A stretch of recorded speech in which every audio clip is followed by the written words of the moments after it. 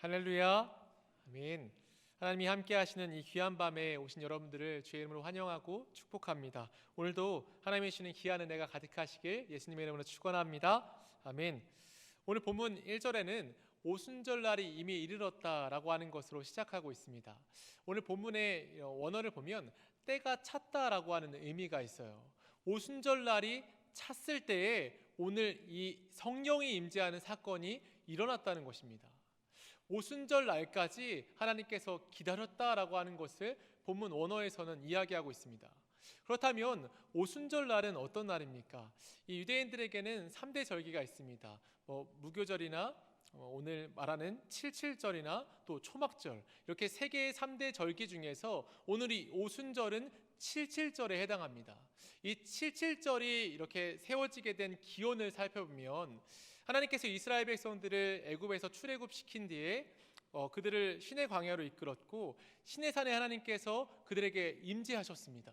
임재하시고 그들에게 십계명이라고 하는 말씀을 주셨죠.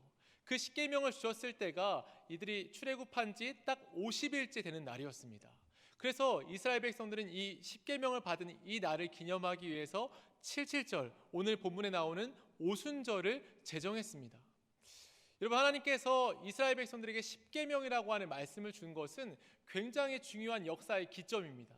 하나님께서 하늘에만 계시는 것이 아니라 이 땅에 임재하시고 가시적인 임재 속에서 그냥 임재하는 것뿐 아니라 하나님께서 우리에게 말씀을 허락해 주셨습니다. 10가지 돌판에 새겨진 말씀을 통해서 하나님의 뜻이 이 땅에 말씀으로 실현되도록 시작하신 때가 바로 십계명을 주셨던 때였습니다. 그리고 오늘 본문에 나오는 이 오순절이 십계명을 받았던 바로 그날입니다. 이날 오순절날 성령이 임했던 이유에 대해서 21세기 C.S. 루이스라 불리는 톰 라이트는 이렇게 말합니다. 모세는 산에 올라가서 율법을 가지고 내려왔다. 예수님은 승천하여 하늘로 올라가셨고 돌판에 새긴 율법이 아니라 사람의 마음에 새길 율법에 역동하는 에너지를 가지고 다시 오신 것이다. 이 칠칠절, 이 오순절 날에는 하나님께서 십계명을 주심으로 돌판에 새겨진 말씀을 이 땅에 주셨습니다.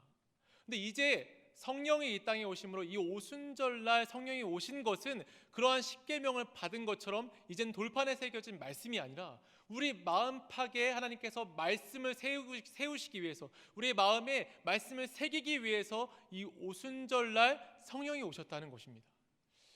여러분, 성령이 우리 안에 오시면 우리의 마음이 주의 말씀으로 가득해집니다. 우리의 마음 속에 성령께서 오시면 우리 마음이 성령으로 가득해지고 우리 마음에 말씀이 새겨지며 말씀대로 살아갈 수 있게 되죠. 그래서 성령은 이 오순절날 오게 되었습니다. 이 오순절에 그들은 함께 모여 있었습니다. 오늘 본문에 나오고 있는 사람들이 함께 모여 있었는데, 모여 있을 때에 그들에게 하나님께서 이미 말씀하신, 예수님께서 하신 말씀이 있었기에 그들이 모여 있었는데요, 사도행전 1장을 보면 4절에 이런 말씀이 있습니다. 사도와 함께 모이사 그들에게 분부하여 이르시되 예루살렘을 떠나지 말고 내게서 들은 바 아버지께서 약속하신 것을 기다리라 라고 말씀하셨습니다. 이 120명의 문도, 예수님의 부활하시고 승천하신 것을 본 120명의 문도들에게, 또 500명의 사람들에게 말씀하실 때 너희 이곳 예루살렘에서 내가 너희에게 보내줄 것을 기다리라 라고 말씀하셨어요. 그리고 또한 그들이 기다리고 있는 대상에 대해서 바로 5절에 말씀하시기를 이렇게 말씀하셨습니다. 요한은 물로 세례를 베풀었으나 너희는 몇 날이 못되어 성령으로 세례를 받으리라 하셨느니라. 아멘. 너희에게 성령을 보낼 것이니 지금 이 예루살렘에서 계속 기다려라 라고 말씀하셨던 것입니다. 예수님은 그들에게 성령을 보내주신다라고 말씀하셨어요. 또한 이 성령을 통해서 그들을 다시 한번 재창조하기 위해서 성령이 이 땅 가운데 오신 것입니다. 여러분, 성령이 이 땅 가운데 오신 이유는 우리에게 능력을 주시기 위함입니다. 베드로와 같이 예수님을 부인했던 그들에게, 우리가 그렇게 예수님을 믿지 못하고 미지근한 신앙으로 살아가는 우리 모두에게 성령께서 그리스도인으로 살아갈 수 있는 새로운 능력을 부어주시기 위해서 성령은 이 땅에 오셨습니다. 성령께서 이 땅에 오실 때에 말씀이 이렇게 하시죠. 시편 104편 30절에 이런 말씀이 있습니다. 주의 영을 보내어 그들을 창조하사 지면을 새롭게 하시나이다. 성령이 우리 안에 거하시면 우리가 새롭게 하심을 받습니다. 믿으십니까? 우리 오늘 이 밤에 이 사실을 깊이 인식해야 합니다. 우리 안에 어떤 믿음에 대한 역동성이 떨어지고 믿음이 상투적이며 습관적으로 바뀌었다면 우리 안에 성령은 역동적으로 역사하지 않고 있을 가능성이 굉장히 높습니다. 기도할 때 감격이 없으며 찬양을 한 구절을 불러도 우리 마음속에 움직임이 없다면 우리는 우리 안에 있는 성령을 우리가 의지하지 않고 단지 기도면, 단지 종교 생활만 하는 경우가 많을 수 있습니다. 여러분, 오늘 이 본문에 나와 있는 사람들, 120명의 문도라고 불리는 사람들, 이 사람들은 지금 마가의 다락방에 모여서 함께 있었습니다. 근데 이들이 120명의 사람들이 누구였는지를 우리가 살펴보는 것은 오늘 성령을 이해하는 첫 단계일 것입니다. 이 120명 문도의 사람들은 예수님의 최측근들이었습니다. 예수님을 따르기로 결정하고 예수님과 함께 항상 있던 사람들이었습니다. 예수님의 제자들은 물론이고 예수님의 어머니도 있었고, 또한 예수님과 항상 함께 따르던 제자들 그 외의 사람들도 함께 있었습니다. 그랬던 이런 사람들이 지금 이 마가의 다락방에서 이 예수님이 기다리라고 하신 성령을 기다리며 약 10일 동안이나 계속해서 기도하였어요. 우리가 만일 지금 이 자리부터 10일 동안 이 자리에서 함께 계속 기도하고 말씀 들으며 함께 계속 이곳에 있는다라고 한다면 이곳에 있을 수 있는 사람들이 몇 명이나 되겠습니까? 근데 이 120명의 사람들은 한마음 한뜻으로 마가의 다락방에서 성령이 오신다라고 한 날이 언제인지 모르니 계속해서 기도함으로 10일이라고 하는 시간을 채웠습니다. 여러분, 이들이 왜 이렇게나 절실하게 기도했을까요? 그것은 이들이 예수님의 죽으심과 부활을 직접 목격했기 때문이에요. 예수님이 죽으실 때 그들은 직접 관여했습니다. 예수님의 제자들은 예수님이 죽으시는 십자가 곁을 떠났고, 또한 예수님을 죽이라라고 하는 그 광장 속에 아마도 이 최측근들이 어느 정도는 있었을 거예요. 왜냐하면 같이 예루살렘에 입성했기 때문이죠. 예수님을 십자가에 못 박으라라고 외쳤던 자들이 어쩌면 이 120명의 사람들이었습니다. 그런데 예수님께서 그들의 죄악을 위해 돌아가시고 부활하시고는 그들에게 나타나셔서 그들의 죄악에 대해서 어느 것 하나 묻지 않았어요. 그리고 그들에게 내가 너를 사랑한다라고 말씀하셨고, 마치 베드로에게 말씀하신 것처럼 내가 나를 사랑하냐? 라고 하는 그 물음밖에 하지 않았습니다. 이 120명의 사람들은 예수님의 죽음 앞에, 또한 예수님의 부활하심 앞에 예수님은 나의 죄악 때문에 돌아가신 것이구나 하는 것을 굉장히 절실하게 깨달은 사람들이었습니다. 예수님을 향하였던 나의 잘못된 열심, 예수님을 통해서 내가 입신양명하며 내가 출세하고자 했던 잘못된 나의 열심으로 예수님께 십자가에 돌아가셨다라고 하는 것을 절실히 깨달았던 사람들이에요. 심지어 그 광장에서 예수님을 십자가에 못 박으라고 했다면 얼마나 그 마음에 찔림이 있었겠고, 부활하신 예수님 앞에서 얼마나 죄송한 마음이 있었겠습니까? 그러한 그들에게 예수님께서 이 성을 떠나지 말고 이곳에서 성령이 올 것을 기다리며 기도하라라고 했을 때 그들은 그곳을 떠날 수 없었습니다.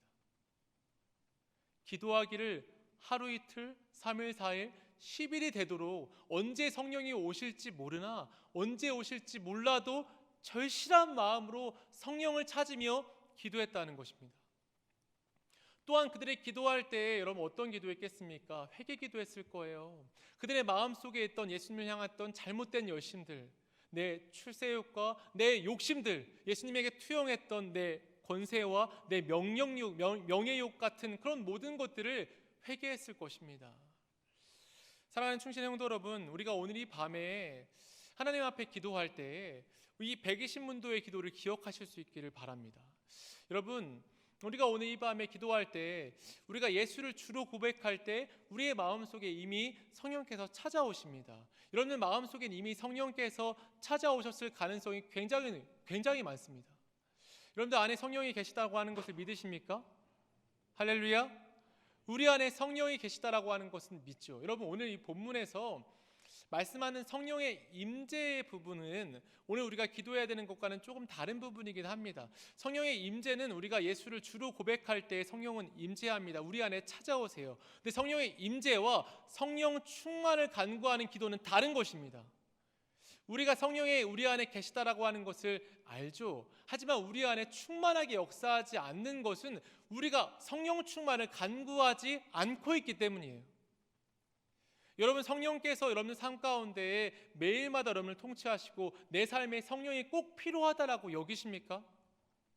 성령께서 1분 1초라도 나를 떠나면 나는 살 수 없다라고 여기십니까?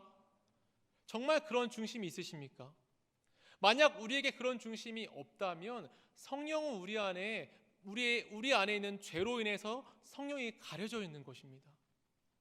죄는 우리의 영적인 눈을 가리고 성령이라고 하는 그분이 우리 안에 역사하지 않도록 죄는 그 성령을 방구석에 몰아내는 것입니다. 성령께서 우리 안에 충만하기를 매일마다 간구하지 않는 것은 어느덧 우리가 죄에 빠져서 죄에 관영하며 죄 속에서 거하고 있기 때문에 성령을 필요로 하지 않는 것입니다. 야고보서 4장 5절에 이런 말씀이 있습니다. 너희는 하나님이 우리 속에 거하게 하신 성령이 시기하기까지 사모한다 하신 말씀을 헛된 줄로 생각하느냐. 아멘. 이 말씀에 보면 성령이 시기하기까지 우리를 사모한다라고 말해요. 이 사모한다라고 하는 이 단어는 에피파네오라고 하는 단어입니다. 이 단어가 이런 뜻이에요. 사랑에 빠지다, 갖기를 소원한다, 원한다, 갈망한다. 성령이 우리 마음속에서 시기하기까지 우리를 사모한다라고 하는 것은 마치 사랑하는 사람을 질투하듯이 우리 안에 계신 성령께서 우리를 갖기를 원하고 우리와 사랑에 빠져서 우리를 원하고 있다는 것입니다. 여러분, 우리 안에 있는 성령께서 지금 우리를 원하고 있어요.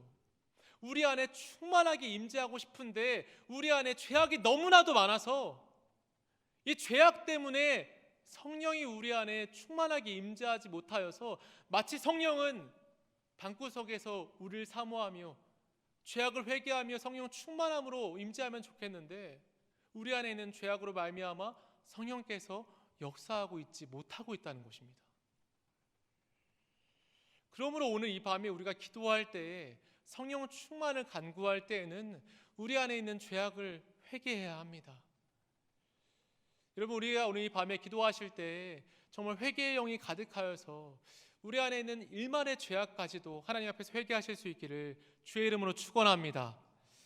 여러분, 제가 저번 주 화요일에 이번 주 금요기도에 어떤 기도를 하면 좋을까, 어떤 말씀을 전하면 좋을까 하면서 화요일날 퇴근하기 전에 이곳에서 기도했습니다.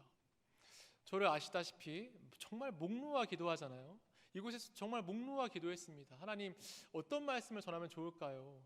근데 그때 이 본당 안에 그런 모습을 보여주셨어요. 성령 충만을 간구하는 어떤 우리 성도들의 열심 있는 기도의 모습을 영적인 눈으로 보여주셨어요. 저는 그날 우리가 이런 말씀을 전하면 좋겠다. 금요기도회 때 성령 충만을 간구하며 우리 안에 어느덧 잊혀지고 있는 성령께서 나를 완전히 장악해서 성령 충만한 삶을 살 수 있게 해달라고 하는 기도를 하면 참 좋겠다라고 하는 생각을 하며 말씀을 준비했습니다. 저는 그래서 오늘 이 밤에 우리가 성령 충만을 간구하는 것이 하나님께서 우리에게 오늘 이 밤에 원하시는 것이라 확신합니다.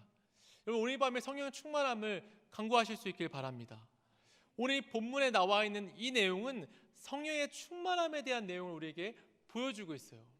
우리가 지금 이 살고 있는 시대를 성령의 시대라고 말하죠. 예수님은 가시적으로 우리의 눈에 보이게 이 땅에 임재하셨습니다. 이후에 예수님께서 승천하시고 난 뒤에 이제 성령에게 바통을 이어받을 때에 성령께서 이 땅에 가시적인 임재를 하신 것을 보여주고 있어요. 그래서 오늘 이 본문의 내용들은 가시적인 성령의 임재를 말하는데 이 본문의 원문을 직독직해한 내용을 이렇게 말합니다. 원문의 직독직해하는 내용을 제가 읽어드릴게요. 1절에 보면 그러면서 오순절이 다 되었을 때였습니다. 그들 모두가 한 자리에 함께 있었습니다. 2절 그러자 갑자기 하늘에서 요란한 소리가 났습니다. 거칠게 내뱉은 숨소리 같았죠. 이어 그것이 집 전체를 채웠습니다. 그들이 앉아있던 곳을요. 3절 또한 그것들이 그들에게 보였습니다. 불같이 갈라진 혀들이요. 그러더니 그들 각각 위에 앉았습니다. 4절 그러자 그들 모두가 거룩한 영으로 가득 찼습니다. 그러자 그들은 다른 언어들로 얘기하기 시작했습니다. 그 영이 그들로 소리내게 나눠주신 것을 따라서요. 오늘 본문을 원문으로 직독직해 한 것입니다. 오늘 이 본문을 원문으로 보고 또한 우리가 개역 개정판으로 볼 때에도 오늘 본문의 2절 시작은 어떻게 시작되어지는지 아십니까? 하늘에서입니다. 성령의 시작점은 하늘에서 이 땅을 향합니다. 성령은 하나님께서 하늘에 계신 하나님의 능력을 이 땅 가운데 보내시는 것입니다. 그 보내시는 하나님의 능력, 성령이 하늘로부터 땅으로 그의 능력이 임재할 때 오늘 본문에서는 가시적인 두 가지 대상이 나옵니다. 바람과 불입니다. 먼저 이 바람이라고 하는 것을 생각해 보면, 바람은 예수님께서 니고데모에게 거듭난 사람에 대해 설명하실 때 바람이 임의로 부는 것을 사람이 알지 못한다라고 하며, 사람이 거듭날 때에는 바람이 부는 것과 같다라고 하는 말씀을 하십니다. 또한 에스겔 37장에 보면 이 마른 뼈들이 살아날 때에 그 마른 뼈를 향하여서 외치는 에스겔의 외침이 무엇이죠? 생기야 사방에서 불어오라라고 하는 말씀이었습니다. 마치 바람은 죽은 자들을 살리는 바람과 같습니다. 바람이 그곳에 가득할 때에 죽었던 자들이, 마른 뼈 같은 자들이 살아나기 시작한 것입니다. 특별히 오늘 본문에 바람이라고 해석되어진 프노에라고 하는 이 단어는 구약에서는 루아흐라고 하는 성령의 단어와 또한 이 신약에서는 푸니마라고 하는 성령이라고 하는 이 단어와 똑같은 어근을 갖습니다. 24시다라고 하는 뜻이에요. 하늘로부터 하나님의 성령의 바람이 마치 24배 이 땅 가운데에 나타난다라고 하는 의미를 가져요. 성령께서 이 땅에 오실 때 하나님께서 마치 24배 마치 사람에게 생기를 불어넣으셔서 흑인 사람이 생기를 가지고 생명이 된 것처럼 하나님은 이 땅에 하나님의 생기의 바람을 불어넣으시고 성령으로 하여금 이 땅에 새로운 생명을 갖게 하십니다. 여러분, 이 성령의 처음 이미지, 이 바람이라고 하는 것은 모든 것을 소멸하는 이미지예요. 바람이 불면 이 모든 것들이 흔적도 없이 다 날아가 버립니다. 우리를 완전히 새롭게 하시는 성령의 역사는 처음 이 바람에 비유되어서 우리 안에 있는 죄악의 모습들, 우리 안에 있는 잘못된 그리스도인의 모습들, 죄악으로 물들어서 또한 죄악의 패배감에 물들어 있는 이 그리스도인의 이런 능력 없는 그리스도인의 모습들을 바람과 같이 날려버린다라고 하는 것이죠. 이 바람의 이미지를 통하여서 우리를 재창조하시는 모습을 하나님께서 보여주고 있습니다. 두 번째로 바람과 연결되는 이미지가 불의 이미지예요. 불의 이미지를 통해서 우리가 살펴볼 때 출애굽기 3장 2절에 보면 하나님께서 모세에게 임재하실 때 이 떨기나무 가운데 불타는 불꽃으로 임재하셨습니다. 꺼지지 않는 불은 하나님의 임재를 상징합니다. 또한 이 불이라고 하는 이미지를 볼 때 누가복음 3장 16절에 이런 말씀이 있죠. 세례 요한의 물 세례와 달리 불 세례라고 하는 성령 세례를 보낸다라고 하는 예수님께서 분명히 말씀하시고 있어요. 성령 세례는 불 세례입니다. 불을 통해서 하나님께서 성령을 임재하시고 성령으로 역사하여서 이 불이라고 하는 것은 또한 바람과 같이 우리 안에 있는 모든 이런 더러운 것들을 다 불로서 소멸한다라고 하는 것이죠. 바람이나 불이나 우리 안에 있는 죄악된 모습들을 다 날려버리고 우리를 재창조한다라고 하는 이 모습들을 오늘 본문에서는 강조하고 있습니다. 이 불의 이미지는 또한 특별히 우리가 바라보아야 되는 것은 혀의 모습으로 나타나서 다 각각 이런 혀가 갈라지듯이 모든 사람들에게 다 임했다라고 하는 것이에요.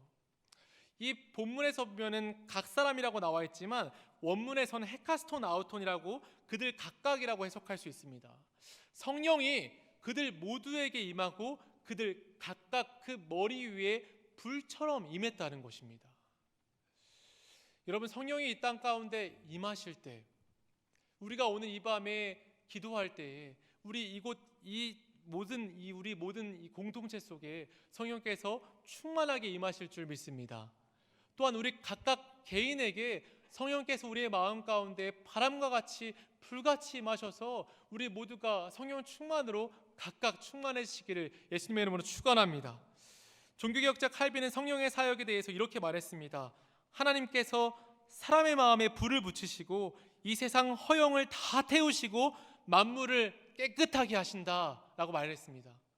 성령이 우리 안에 마음 가운데 오시는 것은 우리 마음에 불을 붙이기 위함입니다. 우리의 마음은, 우리라고 하는 한 그리스도인은 원래 활활 타오르는 이 마음의 불꽃과 같은 이런 마음을 가지고 있는 자들이 그리스도인들입니다. 여러분, 히브리서 보면 사역자들을 하나님께서 그의 불꽃으로 삼으셨다고 이렇게 말해요. 우리 모두가 다 하나님께서 우리에게 말씀하시는 건 우리를 불꽃으로 삼는다는 거예요. 우리 마음이 마치 하나님을 향하여서 활활 타오르며 매일마다 우리의 마음이 활활 타올라서 우리의 마음속에 죄악이 들어올 기미도 없이 죄악이 들어오려고 하면 그 불로 인해서 다 소멸되어지고 우리의 마음이 하나님을 향하여서 항상 활활 타오르는 활화산처럼 하나님을 향하여서 이렇게 우리의 마음이 뜨거워지기를 하나님께서 원하셨다는 것이죠. 그래서 오늘 본문에 각 사람 머리 위에 불이 하나씩 다 임했다라고 하는 것으로 가시적인 성령의 임재를 나타내주고 있습니다. 거룩한 영으로 성령이 충만해진 것이죠. 4절에 성령이 충만해졌다라고 말씀하신 이후에 그들에게 나타난 은사는 방언의 은사였습니다. 이 방언의 은사는 각 지방의 언어를 할 수 있게 됐다라고 하는 건데, 우리가 오늘 이러한 특수한 이야기를 우리 모두에게 보편적으로 적용할 수는 없을 거예요. 그런데 성령이 충만해지면 우리에게 나타나는 보편적인 특징이 있다라고 하는 것은 기억하실 수 있길 바라요. 성령이 충만해지면 우리의 언어 습관, 우리가 말하는 것이 하나님의 형상으로 완전히 회복되어진다라고 하는 것을 말하는 것입니다. 성령이 충만한 자들은 말하는 언어 습관이 다릅니다. 하나님께서 원하시는 말들, 하나님께서 기뻐하시는 말들, 하나님께서 정말 기뻐하시며 흠양하시는 말들을 하기 시작한다는 것이죠. 여러분, 오늘 우리가 성령의 충만에 대해서 말씀을 살펴보았습니다.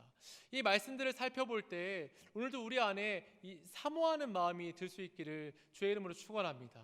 성령께서 우리 마음 가운데 충만하게 임하면 어떤 일이 벌어집니까? 저명한 개혁주의 신학자 루이스 벌코프는 이렇게 이야기했어요. 잘 들어보세요. 굉장히 중요한 내용입니다. 성령은 모든 분야에서 피조물들에 대한 하나님의 접촉의 완성이며 하나님의 사역의 절정이다.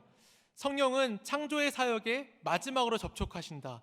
생명이 성부로부터 나오고 생명은 성령에 의해서 구원받은 자들에게 전달된다.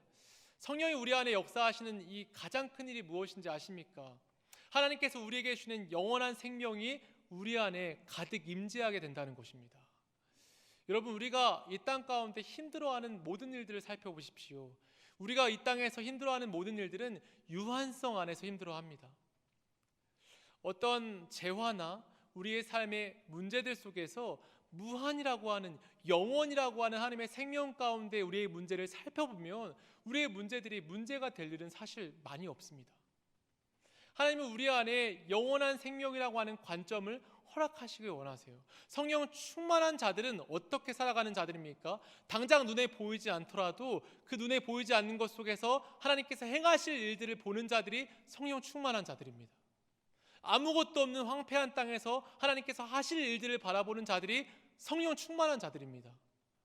이것은 성령이 이 땅에 임하실 때부터 성령이 오면 이러한 것이다라고 요엘서 2장 28절에 이렇게 말씀하셨죠. 그 후에 내가 내 영을 만민에게 부어주리니 너희 자녀들이 장래일을 말할 것이며 너희 늙은이는 꿈을 꾸며 너희 젊은이는 이상을 볼 것이며 라고 말했습니다. 우리 안에 영원한 하나님의 생명이 충만하면 우리는 눈에 보이지 않는 것들을 보는, 꿈을 꾸며 이상을 보며 또한 장래일을 말하는 그러한 믿음의 사람들이 되어집니다. 여러분, 우리가 성령이 충만하다라고 하는 이 사실 속에서 우리의 인생을 해석하세요.